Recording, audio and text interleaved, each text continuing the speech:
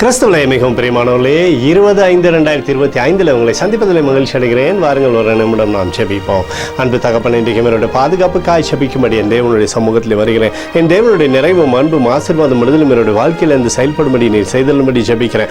எல்லா பொல்லாப்பு நாசமோச வேலைக்கு விலக்கி வர நீங்கள் பாதுகாத்துக் கொள்ளுங்க முடியும். நீதியின் வலதுக்காரம் இவரை தாங்கி வழிநடத்தும்படி நீர் செய்தலும்படி ஜெபிக்கிறேன். செல்லக்கூடிய இடத்திலெல்லாம் தேவ மகிமையின் ஆசீர்வாதம் இவரை பின்பற்றப்பா.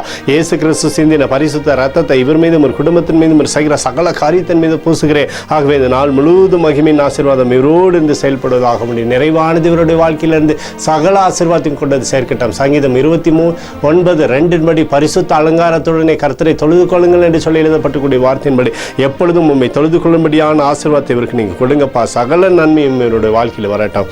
இயேசுவின் நாமத்தில் அப்போ ஜெபிக்கிறேன் நல்ல பிதாவே, ஆமேன். பிரியமான ஜெப பங்காளரே, ஒரு நிமிடம் நம்ம இந்திய தேசத்திற்காகவும் ஜெபிப்போம். அன்பு தகப்பனே, 20/5/2025 இந்திய தேசத்திற்காக ஜெபிக்கும்படியாய் நம்முடைய சமூகத்தில் வருகிறேன்ப்பா. இந்திய தேசம் நீங்கள் ஆசீர்வதிக்கும்படியாய் ஜெபிக்கிறேன். ஆசீர்வதிங்க. தேசத்தில் நன்மையும் கிருபையும் விடுதலையும் நீர் வைக்கும்படி ஜெபிக்கிறேன். எங்களுக்காக அடித்து நொறுக்கப்பட்டுக்கூடிய இயேசு கிறிஸ்துவ ஒரு சிந்தனை வெளியேறப்பட்ட ரத்தத்தை வைத்து ஒப்பு கொடுக்கிறேன். அத்தோடு இந்திய தேசத்தில் எழுப்புதலை தரும்படியாய் ஜெபிக்கிறேன். எழுப்புதலை தருவீராக. எழுப்புதலை எங்கள் கண்கள் பார்க்கும்படி நீர் ஆசீர்வதிக்கும்படி ஜெபிக்கிறேன். நேற்றும் இன்றும் என்று மாறாதவராகிய இயேசுவின் நாமத்திலே ஒப்புக்கொண்டு ஜெபிக்கிறேன் நல்ல பிதாவே, ஆமேன்.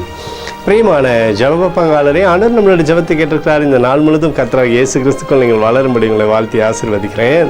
ஆமேன்.